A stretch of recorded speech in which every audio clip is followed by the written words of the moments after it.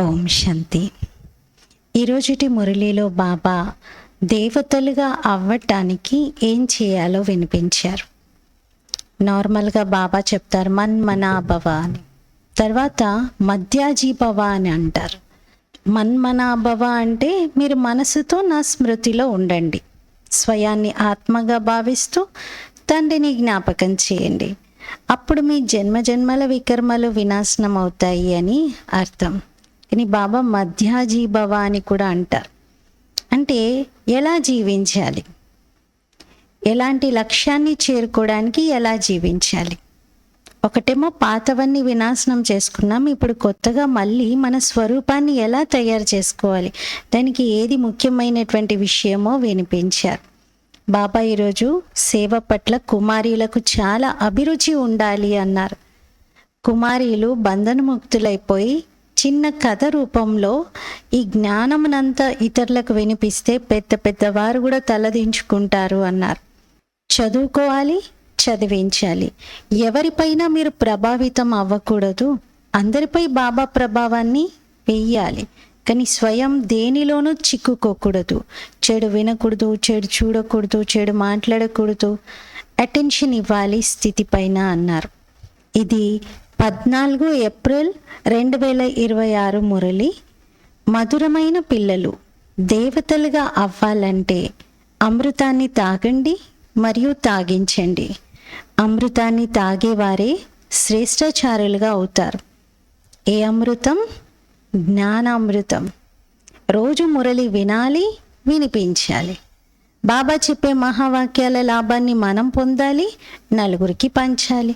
మురళి ఎలా చెప్పాలి, వాళ్ళకి జ్ఞానమే తెలియదు కదా అని అనుకుంటారు. కానీ బాబా మురళిలో జనరల్ విషయాలు చెప్తారు, అవి ఎవరికైనా బాగా ఉపయోగపడేటువంటివి. అటువంటివి తప్పనిసరిగా రోజు ఒక్కటైనా ఇతరులకు వినిపించాలి. అందుకే బాబా జ్ఞానామృతం తాగండి, త్రాగించండి అంటున్నారు. ఇలా తాగించటం వలన మనం అమరులుగా దేవతలుగా తయారవుతాం, దేవతల్లాగా శ్రేష్టాచారులుగా అవుతాం. ఈరోజుటి ప్రశ్న, ఈ సమయంలో సత్యయుగి ప్రజలు ఏ ఆధారంగా తయారవుతారు? జవాబు, ఎవరైతే ఈ జ్ఞానంతో ప్రభావితులవుతారో చాలా బాగుంది అని అంటారో, కానీ చదవరు, శ్రమ చేయలేకపోతారు, వారు ప్రజలుగా అవుతారు. ప్రభావితులు అవ్వడం అంటే ప్రజలుగా అవ్వడం. సూర్యవంశీ రాజా రాణులుగా అయ్యేందుకే శ్రమ చేయాలి.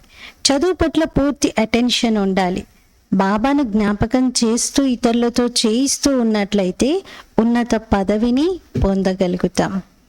కావున ప్రజలు ఏ విధంగా తయారవుతున్నారో బాబా చెప్తున్నారు. ప్రభావితం అవ్వడం అంటే ప్రజలు అవ్వడం. మరి జ్ఞానం పట్ల ప్రభావితం అవ్వకూడదా అంటే బాబా నా జ్ఞానాన్ని లోపల విని ధారణ చేయాలి, అన్వయించుకోవాలి. కేవలం ప్రభావంలో వస్తే చాలా మంచి పాయింట్ చెప్పారు, ఎంత మంచి కదా, ఎంత మంచి ఎగ్జాంపుల్ ఇచ్చారు, ఎంత బాగుంది ఈరోజు మురళి అని ఆ బాగుంది వరకే ఉండిపోతారు తప్ప ఈ జ్ఞానాన్ని నేను జీవితంలో ధారణ చెయ్యాలి, ఇది నేను ఈరోజు అటెన్షన్ ఇవ్వాల్సినటువంటి విషయము అని మర్చిపోతారు. పాట, నీవు నిద్రించి రాత్రంతా పోగొట్టుకున్నావు, తింటూ పగలంతా గడిపేశావు, సంపాదనకి ఇక సమయం ఏది? ఓం శాంతి. మా జీవితం ఇంతకుముందు వజ్ర సమానంగా ఉండేది, ఇప్పుడు గవ్వ సమానంగా అయిందని పిల్లలు పాటలో విన్నారు. అంటే సత్యత్రేతాయుగాలలో మనం తింటూ గడిపేశాం, అందులో వజ్ర సమానమైనటువంటి జీవితం. అంటే ఒక విధంగా చెప్పాలంటే మనం చాలా సుఖం, శాంతి, ఆనందం, పవిత్రత, ప్రేమలో ఉండేటువంటి వారమే. కానీ ద్వాపర కలియుగాల్లో ఈ రాత్రి సమయంలో గవ్వతుల్యంగా మారింది. ఇదైతే సాధారణమైనటువంటి విషయమే. బాబా చాలా ఈజీ పద్ధతిలో అర్థం చేయిస్తారు. అందుకే చిన్న పిల్లలు కూడా అర్థం చేసుకోవచ్చు అంటున్నారు. సత్యనారాయణని కథను వినిపించినప్పుడు చిన్న పిల్లలు కూడా కూర్చుంటారు. కానీ ఆ సత్సంగాలు మొదలైనటువంటి వాటిలో ఏవైతే వినిపిస్తారో అవన్నీ కథలు. ఆ కథలు జ్ఞానమేమి కాదు, అవి తయారు చేయబడినటువంటి కథలు. జ్ఞానం కూడా ఒక కథ రూపంలో బాబా వినిపిస్తారు. జ్ఞానం యొక్క కథ జీవితాన్ని పరివర్తన చేస్తుంది. గీత, రామాయణం అలా అనేక రకాలుగా శాస్త్రాలు ఉన్నాయి. వాటిలోని కథలను కూర్చుని వినిపిస్తారు. అవన్నీ కథలే. కథల వలన లాభం ఏమైనా ఉంటుందా? ఇది సత్యనారాయణుడి కథ, అంటే నరుడి నుండి నారాయణుడిగా చేసే సత్యమైన కథ. ఇది వినడంతో మీరు నిజంగా నరుడి నుండి నారాయణుడిగా, నారి నుండి శ్రీలక్ష్మిగా అవుతారు. ఇది అమరకథ కూడా. చెప్పాలి, రండి మీకు మేము అమరకథను వినిపిస్తాం, దాంతో మీరు అమరలోకానికి వెళ్తారు అని. ఇలా మీరు ఆహ్వానం కూడా ఇస్తారు. ఇలా చెప్పినా కూడా కొందరు అర్థమే చేసుకోరు. శాస్త్రాల కథలను ఎన్నో వింటూ వచ్చారు కదా. లక్ష్మీనారాయణల మందిరాలకు వెళ్తారు. పదండి దర్శనం చేసుకొని వద్దాం, మహాత్ముల దర్శనం చేసుకొని వద్దామని అలా కేవలం దర్శనార్థం వెళ్తారే కానీ లక్ష్మీనారాయణలు ఇలా పూజ్యులుగా ఉన్నారు, మరి వీరు మా పూర్వీకులు, మేమెందుకు అలా లేమో, మేము కూడా అలా పూజనీయులుగా అవ్వడానికి ఏం చేయాలి, ఇటువంటి ఆలోచనలే చెయ్యరు. ఇదొక ఆచారం, పద్ధతిలాగా కొనసాగుతూ వస్తుంది. ఋషులు, మునులు మొదలైన వారు ఎవరైతే ఒకప్పుడు ఉండి వెళ్ళారో వారికి తలవంచి నమస్కరిస్తూ ఉంటారు. రచయిత మరియు రచనల గురించి తెలుసా అని అడిగితే తెలీదు అని చెప్పేస్తారు. ఈ రచయిత రచనల యొక్క కథ అయితే చాలా ఈజీ. ఇది పిల్లలైన మీరు ఇప్పుడు అర్థం చేసుకున్నారు. ఇందులో బాబా రెండు పదాలు చెప్తారు. తండ్రి, వారసత్వం. 2 అక్షరాల్లో కూడా వినిపిస్తారు, అలఫ్ బే అని. అంటే రాజ్యాధికారం యొక్క వారసత్వము తండ్రి యొక్క స్మృతితో లభిస్తుంది అని. ఇది కూడా బాబా ఒక కథ రూపంలోనే చెప్తూ ఉంటారు. ప్రదర్శనీలకు ఎవరైతే వస్తారో వారు కథను బాగానే వింటారు, కానీ పవిత్రంగా మాత్రం అవ్వరు. ఈ వికారాల్లోకి వెళ్ళే ఆచారము వారు దేవతల్లో కూడా ఉండేది అని భావిస్తారు. ఎందుకంటే లక్ష్మీనారాయణలు కూడా గృహస్థంలో ఉన్నారు అంటే వారికి కూడా సంతానం ఉండేది, వారు కూడా వికారిగా అయ్యారేమో అని అనుకుంటారు. సంతానం ఉన్న విషయం వాస్తవమే, కానీ వారిని మీరు ఏమని పూజించేవారు? వారి ముందు ఏమని పాడేవారు? మీరు నిర్వికారి దేవతలు, మీరు పూర్తి పవిత్రంగా ఉన్నారు, మేము అపవిత్రంగా ఉన్నాము, మేము వికారీలము అంటూ దేవతలను కొనియాడుతూ వచ్చారు కదా. మళ్ళీ బయటకు వచ్చి ఏమంటారంటే వికారాల్లోకి వెళ్ళడం అనేది అనాదిగా కొనసాగుతూ వస్తున్న పద్ధతి. దేవతలు కూడా పిల్లలకు జన్మనిచ్చారు అంటారు. దేవతలు యోగ బలంతో సంతానానికి జన్మనిస్తారు. అది మనుషుల్లో లేదా యోగ బలం అనేది. వికారాలు లేకపోతే ప్రపంచం ఎలా నడుస్తుంది అంటారు. ప్రపంచం గురించి ఈ విషయంలోనే మనుషులందరికీ కన్సర్న్ ఉన్నట్టుగా చెప్తారు. ఇటువంటి వారికి ఏమని చెప్పాలి? దేవతలను మనుషులతో సమానులు అని అనలేం కదా. ఏకంగా దేవతలతోనే పోల్చుకుంటూ ఉన్నారు మనుషులు. కానీ దేవతలు ఎక్కడా, మనుషులు ఎక్కడా? చూడటానికి దేవతలు కూడా మనుషుల ఆకారంతోనే ఉన్నా వారు దైవీ లక్షణాలతో పరిపూర్ణంగా ఉన్నారు, సంపూర్ణ నిర్వికారిగా ఉన్నారు, పూర్తి పవిత్రంగా ఉన్నారు. పిల్లలైన మీకు తండ్రి చాలా సహజమైన విషయాన్ని తెలియజేస్తున్నారు. తప్పకుండా ఇక్కడ భారత్లోని స్వర్గం ఉండేది, లక్ష్మీనారాయణల రాజ్యం ఉండేది, వారి చిత్రాలు కూడా ఉన్నాయి. సతయుగంలో వారి రాజ్యం ఉండేదని అందరూ నమ్ముతారు. అక్కడెవరు దుఃఖపడేటువంటి వారు కాదు, అసలు దుఃఖం అనేది తెలియదు, దుఃఖం యొక్క నామరూపాలే ఉండేవి కాదు. వారు సంపూర్ణ నిర్వికారులుగా ఉండేవారు. వారి మందిరాలు కూడా చాలా పెద్ద పెద్దవి నిర్మించబడ్డాయి. వారు 5000 సంవత్సరాల క్రితం ఉండేవారు. ఇప్పుడు వారు లేరు. ఇప్పుడైతే ఇది కలియుగ అంతిమం. మనుషులు పరస్పరం కొట్లాడుకుంటూ గొడవ పడుతూ ఉంటారు. భగవంతుడైతే పైన నిర్వాణధామంలోనే ఉంటారు. వాస్తవానికి ఆత్మలైన మనం కూడా ఆ పరంధామం ఇంటి నుండి క్రిందకి వచ్చాం, పాత్రను అభినయించేందుకు వచ్చాం. మొదట మనం లక్ష్మీనారాయణల రాజ్యంలో ఉండేవారమే. అక్కడ చాలా సుఖము, ఆనందము ఉండేది. ఆ తర్వాత మనం 84 జన్మలు తీసుకోవాల్సి ఉంటుంది. 84 జన్మల చక్రం అని కూడా అంటూ ఉంటారు. మనం సూర్యవంశంలో 1250 సంవత్సరాలు రాజ్యం చేశాం. అక్కడ అపారమైన సుఖం ఉండేది. సత్యుగ వర్ణనను ఇప్పటికీ చేస్తూ ఉన్నారు. ఒకప్పటి భారతావని ఎలా ఉండేది అని ఇప్పటికీ గొప్పగా పాటల్లో పాడుతూ ఉంటారు. వజ్ర వైడూర్యాల మహల్లు ఉండేవి. సంపూర్ణ నిర్వికారులుగా ఉండేవారు. మనము రాజ్యం చేశాం అక్కడ. ఆ రాజ్యంలో మనము కేవలం ఒక పాత్రధారిగా ఉండడమే కాదు, మనమే పరిపాలించాం అక్కడ. ఆ తర్వాత 84 జన్మల్లోకి రావాల్సి ఉంటుంది. ఈ ప్రపంచం యొక్క చరిత్ర భౌగోళికాల చక్రము తిరుగుతూనే ఉంటుంది. ఈ చక్రం ఎక్కడ ఆగదు. అర్థకల్పం సుఖం ఉండేది.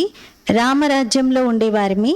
ఆ తర్వాత మనుషుల సంఖ్య వృద్ధి అవుతూ నెమ్మదిగా సత్యుగం 9 లక్షలతో ప్రారంభమై ఆ తర్వాత 2 కోట్ల మంది అయ్యారు. మళ్ళీ నెక్స్ట్ త్రేతాయుగంలో 12 జన్మలు చాలా సుఖశాంతులతో ఉండేవారు. అలా అలా ఇంకా సంఖ్య వృద్ధి జరుగుతుంది. ఒకే ధర్మం ఉండేది. ఆ తర్వాత ఏమైంది? రావణ రాజ్యం ప్రారంభమైంది. స్టోరీ చెప్తూ ఉన్నప్పుడు ఇంకా నెక్స్ట్ ఏం జరిగింది ఆ తర్వాత అని ఎలా అయితే ఆతృతగా వినేవారు శ్రోతలు అడుగుతారో, అలా బాబా కూడా చాలా అభిరుచితో చాలా ప్రేమగా ఈ సృష్టి భౌగోళికాల చక్ర నాటకాన్ని గురించి ఈజీగా అర్థం చేయిస్తున్నారు. పిల్లలందరూ కూడా దీన్ని ఈజీగా అర్థం చేసుకొని ఇతరులకి తెలియచేయాలి అంటున్నారు. సహజమైన పద్ధతిలో అర్థం చేయిస్తాను చూడండి అంటున్నారు. చిన్న చిన్న పిల్లలకు కూడా ఇలా చెప్పాలి. ఆ తర్వాత ఏం జరిగింది? బంగారము వజ్ర వైడూర్యాలతో కూడినటువంటి పెద్ద పెద్ద మహల్లన్నీ భూకంపం రాగానే లోపలికి వెళ్ళిపోయాయి. భారతవాసులు వికారీగా అవ్వడం వల్లనే ఇన్ని భూకంపాలు వచ్చాయి. ఎప్పుడు? త్రేతాయుగం ఎండింగ్లో. త్రేతాయుగం కంప్లీట్ అయిపోయి ద్వాపరయుగం స్టార్ట్ అయ్యే టైంలో చాలా ఇప్పుడు ఎలా అయితే వినాశనం జరుగుతుంది అంటున్నారో అప్పుడు కూడా ఒక విధంగా ప్రకృతి వైపరీత్యాలు. అందులోనూ ప్రత్యేకంగా బాబా ఒకటి చెప్పారు, భూకంపాలు వచ్చేసి మహల్లన్నీ భూమి లోపలికి వెళ్ళిపోతాయి అని. ఆ తర్వాత రావణ రాజ్యం ప్రారంభమైంది. పవిత్రుల నుండి అపవిత్రులయ్యారు. బంగారు లంక లోపలికి వెళ్ళిపోయిందని అంటారు కూడా. అయితే మొత్తం వెళ్ళిపోకుండా ఎంతో కొంత మిగిలి ఉండవచ్చు కదా. ఆ మిగిలి ఉన్న దానితోనే మందిరాలు మొదలైనవన్నీ నిర్మించి ఉండవచ్చు. భక్తి మార్గం ప్రారంభమైంది.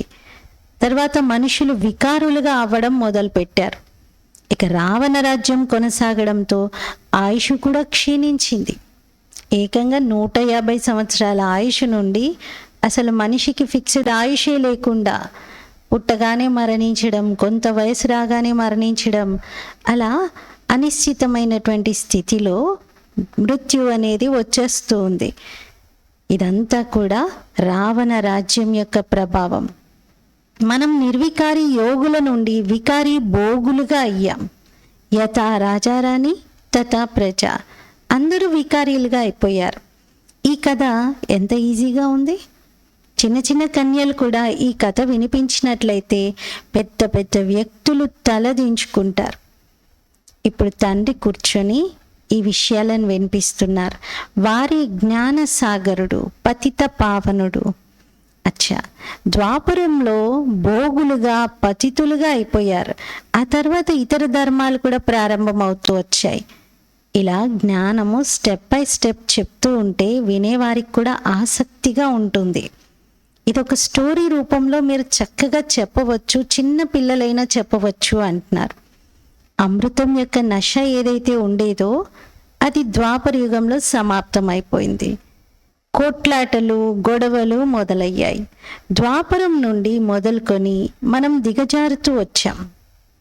కలియుగంలో మనం ఇంకా వికారులుగా అయిపోయాం.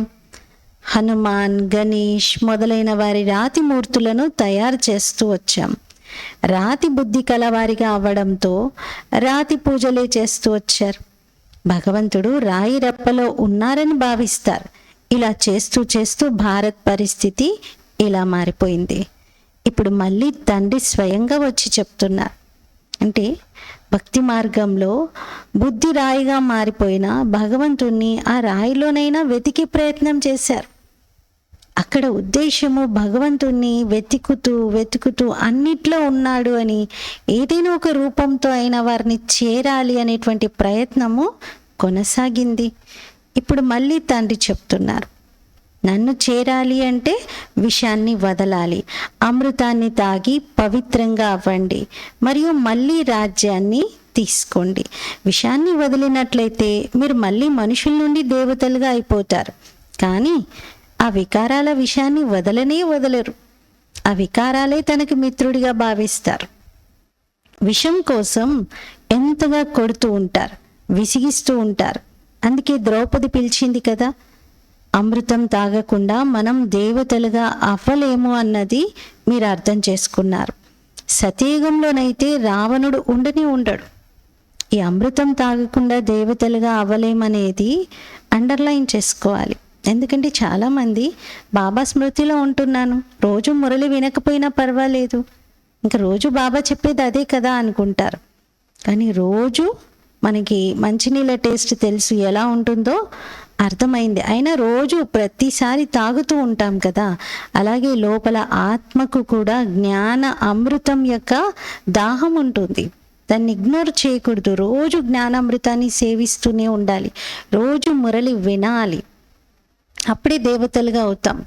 అందుకే యజ్ఞం స్టార్టింగ్లో ఆదిరత్నాలైనటువంటి దాదీలు ఇంట్లో బంధనాలు వేస్తూ ఉన్నా, చాలా ఇబ్బంది పెడుతూ ఉన్నా, ఏదో ఒక రకంగా మురళి చిన్నగా కాగితాలపైన వాక్యాల రూపంలో రాసైనా ఎవరైనా అందించేవారు. దాన్ని చదువుకునే చాలా సంతోషపడేవారు. అలా జ్ఞానామృతాన్ని రోజు సేవించడం అనే నియమాన్ని ఎవ్వరూ తప్పలేదు. ఇంట్లో రూమ్లో బంధించిన మంచం కాళ్ళ క్రింద కోడల క్రింద వేళ్ళు పెట్టి ఇబ్బంది పెట్టినా, ఏం చేసినా సరే అన్ని రకాలుగా సహించుకుంటూ మురళి మాత్రం వినాల్సిందే. బాబా ఈరోజు మురళిలో ఏం చెప్పారు, జ్ఞానామృతం ఏం వినిపించారు అని తెలుసుకునేటువంటి వారు. అలా తపన ఉండాలి మురళి పట్ల. ఎప్పటి వరకైతే శ్రేష్టాచార్యులుగా అవ్వరో అప్పటి వరకు స్వర్గానికి రాలేరు. ఎవరైతే శ్రేష్టాచార్యులుగా ఉండేవారో వారే ఇప్పుడు భ్రష్టాచారిగా అయిపోయారు. ఇప్పుడు మళ్ళీ అమృతాన్ని తాగి శ్రేష్టాచార్యులుగా అవ్వాలి. బాబా అంటారు, నన్నొక్కరిని స్మృతి చేయండి. మీరు గీతను మర్చిపోయారా ఏంటి? గీతను రచించింది నేను అంటున్నారు. కానీ మీరు ఇంకొకరి పేరు వేసేశారు. ఈ లక్ష్మీనారాయణలకు ఈ రాజ్యాన్ని ఎవరిచ్చారు? నేనే అంటున్నారు. భగవంతుడే వచ్చి ఇచ్చి ఉంటారు కదా. ముందు జన్మలో భగవంతుడు రాజయోగాన్ని నేర్పించారు, కానీ పేరు మాత్రం శివబాబాది వేయలేదు. ఈ విషయాలను అర్థం చేయించి ప్రాక్టీస్ చేయాలి. ఇది చాలా సహజమైన కథ. బాబాకి ఎంత టైం పట్టింది? ఇంత సహజమైన విషయాన్ని కూడా కొందరు అరగంట కూర్చొని చెప్పినా అర్థం చేసుకోరు. అందుకే బాబా అంటారు, ఎవరికైనా కేవలం ఒక చిన్న కథను కూర్చొని అర్థం చేయించండి. చేతిలోకి చిత్రాన్ని తీసుకోండి. చిత్రం ఉంటే ఇంకా బాగా ఇంట్రెస్ట్ క్రియేట్ అవుతుంది. సత్యయుగంలో లక్ష్మీనారాయణల రాజ్యం ఉండేది. చూపిస్తూ చెప్పండి. చిత్రంలో టాప్లో లక్ష్మీనారాయణల రాజ్యం ఎలా ఉంది సత్యయుగంలో. తర్వాత త్రేతాయుగంలో సీతారాముల రాజ్యం ఉంటుంది. ఆ తర్వాత ద్వాపర యుగంలో రావణ రాజ్యం మొదలైంది. ఇది ఎంత సహజమైన కథ, చాలా ఈజీగా ఉంది కదా. తప్పకుండా మనమే దేవతలుగా ఉండేవారిమి, తర్వాత క్షత్రియులుగా, వైశ్యులుగా, శూద్రులుగా అయ్యాం. ఇప్పుడు స్వయాన్ని దేవతలుగా భావించని కారణంగా హిందువులని చెప్పుకుంటారు. ధర్మశ్రేష్ఠులుగా, కర్మశ్రేష్ఠులుగా ఉండేటువంటి హిందువులు ఒకప్పటి పవిత్రమైనటువంటి సనాతన ధర్మానికి చెందినవారు ఇప్పుడు ఎలా మారిపోయారు చూడండి. ఈ విధంగా చిన్న కుమారీలు కూర్చొని భాషణ చేసినట్లయితే మొత్తం సభ అంతా కూడా బాగుంది నిజమే అని అంటారు. బాబా అన్ని సెంటర్ల వారికి వినిపిస్తున్నారు. ఇప్పుడు ఈ పెద్ద వారు నేర్చుకోకపోతే చిన్న కుమారీలకైనా నేర్పించండి. కుమారీల పేర్లు కూడా ఉన్నాయి. ఢిల్లీ, బొంబాయిలో చాలా మంచి కుమారీలు ఉన్నారు. చదువుకున్నవారు ఉన్నారు, వారైతే లేచి నిలబడాలి. వారు ఎంతో చెయ్యగలరు. ఒకవేళ కుమారులు లేచి నిలబడినట్లయితే పేరు ప్రసిద్ధమవుతుంది. బాబా ఇంతగా మోటివేట్ చేశారు కాబట్టి ఆ సమయంలో ఉన్నటువంటి కుమారులైనటువంటి మోహిని దీది, సుదేశ్ దీది, చక్రధారి దీది, వీరంతా కూడా ఢిల్లీ కుమారిలే. అలాగే పూనా నుండి జయంతి దీది కూడా. వీరందరూ తయారై సేవలో సమర్పణమై ఈరోజు యజ్ఞాన్ని ఇంత నిర్విఘ్నంగా ముందుకు తీసుకెళ్తూ ఉన్నారు. బాబా కుమారీలను అందుకే మీరు కమాల్ చేయగలుగుతారు అని అంటారు. షావుకార్ల ఇళ్లల్లో ఉండేవారు కష్టం మీద ధైర్యం చేస్తారు. అంటే కొంచెం రిచ్ ఫ్యామిలీ నుండి ఉన్నటువంటి వారికి సమర్పణం అవ్వాలి అంటే కొన్ని సుఖాలను త్యాగం చేయాలి కదా, నా వల్ల అవుతుందో లేదో అని ఆలోచిస్తూ ఉంటారు. వారికి వారి షావుకారుతనం యొక్క నశ ఉంటుంది. కట్నం మొదలైనవి లభిస్తే ఇంకంతే, కుమారీలు వివాహం చేసుకొని నల్లముఖం చేసేసుకుంటారు. అప్పుడు అందరి ముందు తల వంచవలసి ఉంటుంది. తండ్రి ఎంత సహజంగా అర్థం చేయిస్తున్నారు, కానీ పారస బుద్ధి కలవారిగా అవ్వాలి అన్న ఆలోచనే రావట్లేదు. ఈ రోజుల్లో చదువుకోని వారు కూడా ఎంపీలుగా, ఎమ్మెల్యేలుగా అయ్యారు. చూడండి, అంటే చదువుకుంటున్నాం, చదువు అవసరం అని కొందరు ఒక స్టేజ్ వరకు చేరుకున్న తర్వాత కూడా ఇంకా అటువైపే వెళ్తూ ఉంటే బాబా ఈ విధంగా పిల్లలకు అటెన్షన్ ఇప్పిస్తూ వచ్చారు. చదువు ద్వారా ఎలా అవుతారో చూడండి. ఈ చదువు అయితే చాలా సహజమైనది. దీనిని ఇతరులకు కూడా వెళ్ళి నేర్పించాలి. కానీ శ్రీమతం అనుసారంగా నడుచుకోకపోతే చదువుకోరు కూడా. చాలా మంచి మంచి కుమారీలు ఉన్నారు, కానీ వారు వారి లౌకిక నశలోనే ఉన్నారు. కొంచెం పని చేసి మేమెంతో చేశామని భావించుకుంటారు. ఇప్పుడు ఇంకా చాలా పని చెయ్యాలి, మీరు చేసింది సరిపోదు, ఇంకా చాలా చెయ్యాలి అంటున్నారు. ఈ రోజుల్లో కుమారీలు ఫ్యాషన్లలోనే ఉంటున్నారు. అక్కడైతే సహజమైన అలంకరణ ఉంటుంది, ఇక్కడైతే ఎంత కృత్రిమమైన అలంకరణ చేసుకుంటూ ఉంటారు. కేవలం జుట్టును అలంకరించుకునేందుకే ఎంత డబ్బులు ఖర్చు పెడుతూ ఉంటారు. ఇదంతా మాయ ఆర్భాటం. మాయావి రావణ రాజ్యం పతనమవుతుంది, మళ్ళీ రామరాజ్యం ఉదయిస్తుంది. ఇప్పుడు రామరాజ్య స్థాపన జరుగుతుంది. కానీ మీరు శ్రమ అయితే చెయ్యాలి కదా, లేదంటే ఏమవుతారు? రామరాజ్య స్థాపన జరుగుతుందా అని హ్యాపీగా ఫీల్ అయితే సరిపోదు, మీరు అందులో రాగలుగుతారా లేదా అది చూసుకోండి అంటున్నారు బాబా. మీరు శ్రమ అయితే చెయ్యాలి కదా. ఒకవేళ చదువుకోకపోతే అక్కడికి వెళ్ళి సాధారణ ప్రజలుగా అవుతారు. నీటి గొప్ప గొప్ప వ్యక్తులు అక్కడ ప్రజల్లోకి వస్తారు. ఈరోజు ఎవరైతే ప్రసిద్ధమై ఉన్నారో కానీ జ్ఞానంతో కొంత కూడా పరివర్తన చెందాలి, జ్ఞానం వినాలి అని అనుకోవట్లేదో వారు రావచ్చు. ఎందుకంటే ప్రభావితం అయ్యారు కాబట్టి ప్రజల్లోకి వచ్చేస్తారు. షావుకారులు కేవలం బాగుంది బాగుంది అని చెప్పి వారి వారి వ్యాపారాల్లో నిమగ్నమైపోతారు, చాలా బాగా ప్రభావితం అవుతారు. ఆ తర్వాత ఏంటి? ఆఖరికి ఏం జరుగుతుంది? అక్కడికి వెళ్ళి ప్రజలుగా అవుతారు. ప్రభావితులు అవ్వడం అనగా ప్రజలుగా అవ్వడం. ఎవరైతే శ్రమిస్తారో వారు రామరాజ్యంలోకి వస్తారు. వివరణ బాబా చాలా ఈజీగా చెప్తున్నారు. ఎవరైనా ఈ కథ యొక్క నశలో ఉన్నట్లయితే వారి నావ తీరానికి చేరుతుంది. మనం శాంతిధామంలోకి వెళ్తాం, ఆ తర్వాత సుఖధామంలోకి వస్తాం. కేవలం స్మృతి చేయిస్తూ ఉండాలి, అంతే. అప్పుడే ఉన్నత పదవిని పొందుతారు. చదువు పట్ల అటెన్షన్ కూడా ఇవ్వాలి. చిత్రాలు చేతిలో ఉండాలి. బాబా లక్ష్మీనారాయణలను పూజించేటువంటి వారు. బ్రహ్మబాబా లౌకికంలో అనన్యమైనటువంటి భక్తుడిగా నారాయణుడి పూజ చేసేవారు. అప్పట్లో వారి చిత్రం జేబులో ఉండేది. చిన్న చిత్రాలు కూడా ఉంటాయి, లాకెట్లు కూడా ఉంటాయి. వాటి గురించి అర్థం చేయించాలి. వీరు బాబా, వీరి నుండి వారసత్వం లభిస్తుంది. ఇప్పుడు పావనంగా అవ్వండి, తండ్రిని స్మృతి చేయండి. ఈ బ్యాడ్జీల్లో చాలా జ్ఞానం ఇమిడి ఉంది. వీటిలో జ్ఞానం అంతా వినిపించవచ్చు అంటున్నారు. వీటిపైన అర్థం చేయించడం చాలా సహజం. సెకండ్లో తండ్రి నుండి వారసత్వం లభిస్తుంది. స్వర్గంలో జీవన్ముక్తిని పొందుతారు అనేది చెప్పాలి. ఎవరైనా అర్థం చేయిస్తే వారు జీవన్ముక్తి పదవికి అధికారులుగా అయిపోతారు. ఇకపోతే చదువు అనుసారంగానే ఉన్నత పదవిని పొందుతారు. అంటే అర్థం చేయించినంత మాత్రాన గొప్ప పదవి లభించదు, స్వర్గానికి వెళ్ళే అర్హత లభిస్తుంది. మనం కొంచెం పదవిని ఉన్నతంగా చేసుకోవాలి అనుకుంటే మంచిగా చదువుకోవాలి కూడా. స్వర్గంలోకి అయితే అసలు వస్తారు కదా, అంటే విన్నారు అంటే స్వర్గానికైతే రాగలుగుతారు. చివర్లోనైనా వస్తారు కదా, కనీసం రాగలుగుతారు. వృద్ధి అయితే జరుగుతుంది. దేవీ దేవతా ధర్మం ఉన్నతమైనది, వారు కూడా తయారవుతారు కదా. ప్రజలైతే లక్షల సంఖ్యలో తయారవుతారు. సూర్యవంశీయులుగా అవ్వడంలో శ్రమ అయితే ఉంటుంది. సేవ చేసేవారు మంచి పదవిని పొందుతారు. వారి పేర్లు కూడా ప్రసిద్ధమై ఉన్నాయి. కుమార్క, జనక్. కుమార్క అంటే ప్రకాశ్మణి దాదీజీ, జానకి దాదీజీ. వీరు సెంటర్లను బాగా సంభాలిస్తున్నారు. ఎటువంటి గొడవలు లేవు. బాబా అంటారు చెడు చూడవద్దు, చెడు మాట్లాడవద్దు, అయినా అటువంటి మాటలనే మాట్లాడుతూ ఉంటారు. కొందరు బాబా పిల్లలే ఈ శిక్షణను అమలు చేయటం లేదు. అలాంటి వారు అక్కడికి వెళ్ళి ఏమవుతారు? ఇంత సహజమైన సేవను కూడా చేయరు. చిన్న చిన్న కుమారీలు కూడా అర్థం చేయించవచ్చు, వినిపించవచ్చు. వానర సైన్యం కూడా ప్రసిద్ధమైనదే. రావణుడి జైల్లో చిక్కుకొని ఉన్న సీతలను విడిపించాలి. కథలైతే ఏవేవో తయారు చేశారు.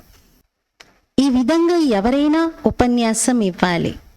భాషణ చేసిన తర్వాత కుమారీలు బాబాకి సమాచారం అందిస్తారు. బాబా ఫలానా వారు చాలా ప్రభావితమయ్యారు అని. అయితే మీరు ఏమవ్వాలనుకుంటున్నారని వాళ్ళని అడగండి అని బాబా అనేవారు. వారు కేవలం ఇతరులకు ఈ జ్ఞానం చాలా బాగుంటుందండి, చాలా బాగుంది అని చెప్తారు, అంతవరకే. కానీ ఈ జ్ఞానాన్ని నేను కూడా నా జీవితంలో ధారణ చెయ్యాలి అని అనుకోరు. దాంతో లాభం ఏముంది అంటున్నారు బాబా. अच्छा, मीठे मीठे सिकीलते बच्चों प्रति माता पिता बाप दादा का याद प्यार और गुड मॉर्निंग. रूहानी बाप की रूहानी बच्चों को नमस्ते. हम रूहानी बच्चों की रूहानी बाप दादा को याद प्यार गुड मॉर्निंग और नमस्ते. मेरा बाबा मीठा बाबा प्यारा बाबा शुक्रिया बाबा. ధారణ కొరకు ముఖ్య సారము. ఫస్ట్ పాయింట్, పారస బుద్ధి కలవారిగా అయ్యేందుకు చదువు పట్ల పూర్తి శ్రద్ధ పెట్టాలి. శ్రీమతం అనుసారంగా చదువుకోవాలి మరియు చదివించాలి. హద్దు సంపద యొక్క నశను, ఫ్యాషన్లను వదిలి ఈ అనంతమైన సేవలో నిమగ్నం అవ్వాలి. ముఖ్యంగా కుమారీలకు బాబా ఇది చెప్తున్నారు. సెకండ్ పాయింట్, చెడు వినవద్దు, చెడు చూడవద్దు, ఎలాంటి వ్యర్థమైన విషయాలు మాట్లాడకూడదు, ఎవరిపైన ప్రభావితం అవ్వకూడదు. అందరికీ సత్యనారాయణుడి చిన్న కథను వినిపించాలి. జనరల్గా జ్ఞానంతో ప్రభావితం అయ్యారు, వాళ్ళు చాలా ఇంప్రెస్ అయ్యారు అని చెప్పేసి బాబా పిల్లలే వాళ్ళపైన ఇంప్రెస్ అవుతూ ఉంటారు. కానీ బాబా ఏమో లోతుగా చూస్తారు. అంతగా ఇంప్రెస్ అయ్యారంటున్నారు, ఇంతకీ వాళ్ళు ఈ జ్ఞానాన్ని రెగ్యులర్గా రోజు వింటాము అని అన్నారా అంటే లేదు లేదు, బాగుంది బాగుంది అని చెప్పి వెళ్ళిపోయారు అంటారు. అంటే ఏంటి? ఇక్కడ మనమే వాళ్ళపైన ప్రభావితులవుతూ ఉన్నాం. ఇలా ప్రభావితం అవ్వకూడదు అని బాబా చెప్తున్నారు. వరదానము. కొత్త జీవితం యొక్క స్మృతితో కర్మేంద్రియాలపై విజయం ప్రాప్తి చేసుకునే మరజీవా భవ. నూతన జీవితం యొక్క స్మృతితో కర్మేంద్రియాలపైన విజయాన్ని ప్రాప్తించుకునే మరజీవా భవ. ఏ పిల్లలైతే పూర్తిగా మరజీవగా అయ్యారో వారికి కర్మేంద్రియాల ఆకర్షణ ఉండదు. మరజీవగా అయ్యారు అంటే అన్ని వైపుల నుండి మరణించారు. పాత ఆయుష్ సమాప్తమైపోయింది. కొత్త జన్మ జరిగినప్పుడు కొత్త జన్మలో కొత్త జీవితంలో కర్మేంద్రియాలకు ఎలా వశం అవ్వగలుగుతారు? అందుకే ఎవరైనా జ్ఞానంలో వచ్చిన వారు ఏమంటారు, నేను 1 year బాబుని, నేను వారం రోజుల పిల్లవాడిని అంటారు. బ్రహ్మ కుమార్ కుమారీల కొత్త జీవితంలో అసలు కర్మేంద్రియాలకు వశం అవ్వడం అంటే ఏమిటి అని బ్రహ్మ కుమారీల కొత్త జీవితంలో అసలు కర్మేంద్రియాలకు వశం అవ్వడం అంటే ఏమిటి అనే జ్ఞానానికి కూడా అతీతంగా ఉండాలి. కొద్దిగా కూడా శూద్రత్వపు శ్వాస అనగా సంస్కారం లోపల ఎక్కడ ఆ శ్వాస కూడా మిగిలి ఉండకూడదు. శూద్రుల యొక్క సంస్కారం ఉండకూడదు. స్లోగన్: అమృత వేళ హృదయంలో పరమాత్ముని స్నేహాన్ని ఇముడ్చుకున్నట్లయితే ఇంకే స్నేహము ఆకర్షించదు. అమృత వేళనే పరమాత్మ స్నేహాన్ని మొత్తం హృదయంలో ఇముడ్చుకుంటే ఇంకా రోజంతా మనసు ఎక్కడ ఆకర్షితం అవ్వదు. అవ్యక్త ప్రేరణలు: మహాన్గా అయ్యేందుకు మధురత మరియు నమ్రత గుణాలను ధారణ చేయండి. సంఘటనలో సఫలతను ప్రాప్తించుకునేందుకు సదా నమ్రత అనే సింహాసనంపై విరాజమానమై ఉండండి.